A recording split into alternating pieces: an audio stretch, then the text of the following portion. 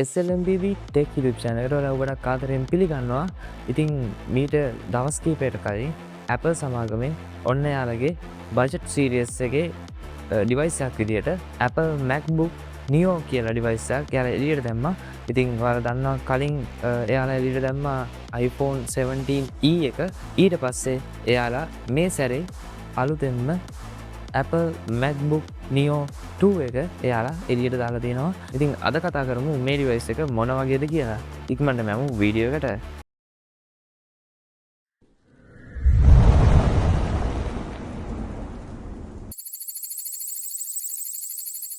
ඉතින් අපි මුලින්ම කතා කරමු Apple MacBook Neo එකේ display එක සහ design එක මොන වගේද කියලා.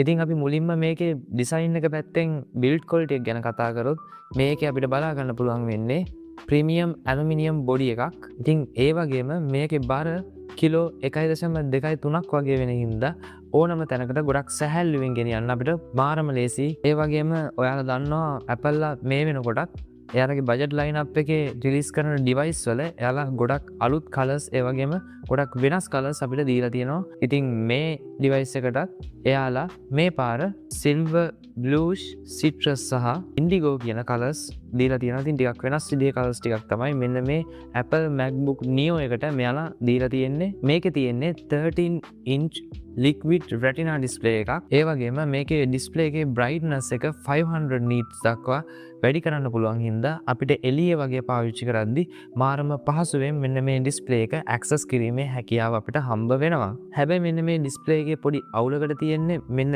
මේක P3 කියන color gamut එක support කරන්නේ නැති එක. ඉතින් මේකදී අපිට බලා ගන්න පුළුවන් වෙන්නේ sRGB කියන color support කරන display එකක්. ඔයා professional videos සහ photo editing කරනවා නම් මෙන්න මේ display එකේ තියෙන colors ඔයාලට ටිකක් මදි වෙන්න ඉඩ තියෙනවා. හැබැයි සාමාන්‍ය day to day use එකට ඔයාලට ගොඩක් හොඳට මෙන්න මේ display එක බලා ගන්න පුළුවන් කමක් තියෙනවා. ඉතින් අපි දැන් කතා කරමු මේකේ performance සහ hardwares මොන වගේද කියලා. ඉතින් මෙන්න මේ MacBook එකේ performance ගැන කතා කරද්දී අපිට බලා ගන්න පුළුවන් වෙන ලොකුම දේ තමයි මෙන්න මේ MacBook එකේ අපිට දීලා තියෙන්නේ M series එකේ chip එකක් නෙවෙයි මෙයාලා මේකට දීලා තියෙන්නේ Apple 16 Pro එකට එන A18 Bionic chip එකක්. ඉතින් සාමාන්‍යයෙන් ඔයාලා අනිත් MacBook එකක් මිලදී ගන්නවා නම් ඒකට හම්බෙන්නේ M series එකේ processor එකක්. හැබැයි මේකට මෙයාලා දීලා තියෙන්නේ iPhone 16 Pro එකට එන A18 Pro Bionic chip එක. ඒ වගේම මේකේ ඉන්නේ fanless design එකකින්. ඉතින් ඒක නිසා අපිට මේකේ මුකුත් ෆෑන් එක සද්දයක් බද්දයක් අපිට බලා ගන්න පුළුවන් කමක්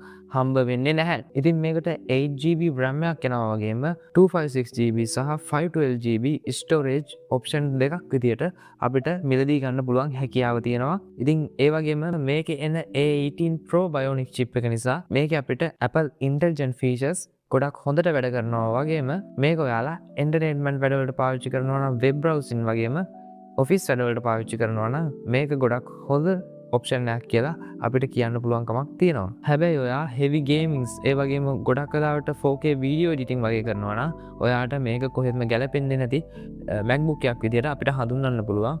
ඉතින් ඔයාලට ඒ වගේ දෙයක් කරනවා නම් අනිවාර්යයෙන්ම Apple MacBook Air එකකට හරි Pro එකකට හරි යන්න සිද්ධ වෙනවා. ඉතින් මේක Apple එළියට දාලා තියෙන්නේ ඔයා day to day වැඩවලට පාවිච්චි කරනවා නම් සහ ඔයා office වැඩවලට පාවිච්චි කරනවා නම් ඒ දේවල් ගොඩක් හොඳට රන් කරගන්න. ඉතින් ඒ වගේම මෙන්න මේ Apple MacBook Neo එකේ touch pad එක සහ keyboard එක ගත්තොත් මේක ඔයාලට ගොඩක් ලේසියෙන් access කරන්න පුළුවන් විදිහට තමයි මේ සැරේ Apple මේක දීලා තියෙන්නේ. හැබැයි මෙන්න මේකේ keyboard එකේ එනවා බලා ගන්න පුළුවන් කමක් නැහැ. ඉතින් ඒක නිසා රෑට වැඩ කරද්දී චුට්ටක් අමාරු වෙන්න ඉඩ තියෙනවා. ඉතින් 256GB මොඩල් එකේදී මෙයාලා මේකට touch ID එකක් දීලා නැහැ වගේම ඔයාලට touch ID එක ඕන නම් අනිවාර්යෙන්ම 512GB version එකට යන්න සිද්ධ වෙනවා. ඉතින් touch pad එක ගැන කතා කරොත් touch pad එකත් අලුතෙන් MacBook වලට ආපු Force Touch technology එකකින් තියෙන touch pad එකක් නෙවෙයි අපිට බලා ගන්න පුළුවන් වෙන්නේ. මේක සම්පූර්ණයෙන්ම mechanical multi touch pad එකක් විදිහට තමයි අපිට බලා ගන්න පුළුවන් කමක් හම්බ වෙන්නේ. ඉතින් මේකේ ports ගැන කතා කරොත් අපිට මේකේ ports විදිහට Type C Thunderbolt port දෙකක් අපිට හම්බ වෙනවා වගේම 3.5mm audio port එකක් අපිට මේකේ බලා ගන්න පුළුවන් වෙනවා. හැබැයි මේකේ MagSafe charging අපිට බලා ගන්න පුළුවන් කමක් හම්බ වෙන්නේ නැහැ. ඉතින් ඒත් එක්කම USB ports දෙක ගැන කතා කරද්දී මේකේ එක USB port එකක් විතරයි USB 3 support කරන්නේ. අනිත් USB පෝට් එක මෙයාලා USB 2 සපෝට් කරන විදිහට තමයි නිර්මාණය කරලා තියෙන්නේ. මේක බජට් ඩිවයිස් එකක් විදිහට Apple ලා රිලීස් කරේ. ඉතින් අපි දැන් කතා කරමු මේකට Apple ලා දීලා තියෙන බැටරි එක මොන වගේද කියලා. ඉතින් මේකේ බැටරි ලයිෆ් එක ගත්තොත් පැය 16ක වැසිව් බැටරි ලයිෆ් එකක් තියෙනවා කියලා Apple ලා කියලා තියෙනවා. ඒ වගේම මෙන්න මේ MacBook එකේ අපිට දෙපැත්තෙන් ස්පීකර්ස් දෙකක් ස්ටීරියෝ විදිහට හම්බ වෙනවා වගේම මේ ස්පීකර්ස් දෙකේ ගොඩක් හොඳ ක්වොලිටි සවුන්ඩ් එකක් අපිට බලා ගන්න පුළුවන්කමක් තියෙනවා. ඉතින් මේක ඇත්තටම හදලා තියෙන Apple ලා බජට් ඩිවයිස් එකක් විදිහට. ඉතින් මේකේ යාලා කියලා තියෙන විදිහට අපිට iPhone එකක් එක්ක සහ අපිට Apple ecosystem එකත් එක්ක වැඩ කරද්දී ගොඩක් පහසුවෙන් වගේම ගොඩක් seamlessly මාරු වෙන්නත් පුළුවන් කියලා Apple ලා කියලා තියෙනවා. ඉතින් මේක ඇත්තටම Apple ලා හදලා තියෙන්නේ ඔයාට අලුතෙන් MacBook එකක් ගන්න ආසාවෙන් ඉන්නවනම් ඒ වගේම ගොඩක් සල්ලි නැත්තම් ඔයාට පුළුවන් මෙන්න මේ වගේ Apple device එකකට යන්න. ඉතින් ඇත්තටම කිව්වොත් ඔයාට මතක ඇති Apple ලා මීට කලින් iPhone 17e smartphone එක රිලීස් කරා. ඉතින් ඒකත් එයාලා දීලා තියෙන්නේ ඔයාට අලුතෙන් iPhone එකක් ගන්න ඕනේ නම් අලුත් features පාවිච්චි කරන්න ආස නම් ඔයාට ගොඩක් අඩුවෙන් මිලදී ගන්න පුළුවන් budget device එකක් විදිහට. ඉතින් Apple ලා මේකත් ඒ ප්‍රයිස් එකටම තමයි දීලා තියෙන්නේ. ඉතින් මේකේ ප්‍රයිස් එක ගත්තොත් $599ක වගේ ප්‍රයිස් එකකට තමයි මේක Apple ලා රිලීස් කරලා තියෙන්නේ. ඉතින් ඇත්තටම කිව්වොත් Apple ලා මේකට එයාලගේ ගොඩක් හොඳ performance දාලා එවලා තියෙනවා. මේ ප්‍රයිස් එකත් එක්ක ගත්තොත් ආසන්න වශයෙන් ලක්ෂ 2කට වගේ තමයි ලංකාවේ රිලීස් වෙන්නේ.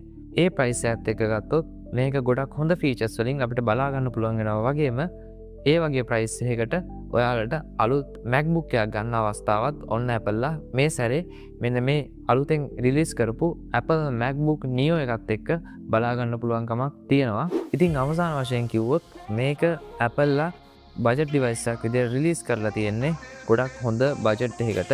ඒ වගේම අලුතෙන් Apple ඩිවයිස් එකක් ගන්න ඉන්න කෙනෙක් ඉන්නවනම් මම ඉස්සලා කිව්වා වගේ එයාලට මේක ගොඩක් ලොකු ඒ වගේම ගොඩක් හොඳ good news එකක් විදිහට අපිට බලා ගන්න පුළුවන්. ඉතින් මේක ඔයාලට ඉස්සරහට brand new විදිහට ලංකාවේ මිලදී ගන්න පුළුවන්කමක් හම්බ වෙනවා. ඉතින් මේකත් එක්ක ඔයාලට brand new Apple experience එක ගොඩක් අඩු මුදලකට ගන්න පුළුවන්කමක් හම්බ වෙනවා.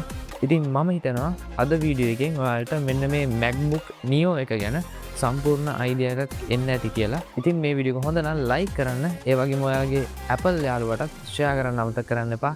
ඒ වගේම SLMBB Tech YouTube channel එක subscribe කරන්න. ඒ වගේම පළවෙනියෙන් comment කරන්න ඔයා මොකද්ද මෙන්න මේ Apple MacBook Neo එක ගැන හිතන්නේ කියලා. ඒ වගේම මගේ අනිත් social medias උත් like කරන්න follow කරන්න අමතක කරන්න එපා. ඊළඟ SLMBB Tech review එකකින් ඉක්මනටම හම්බෙමු.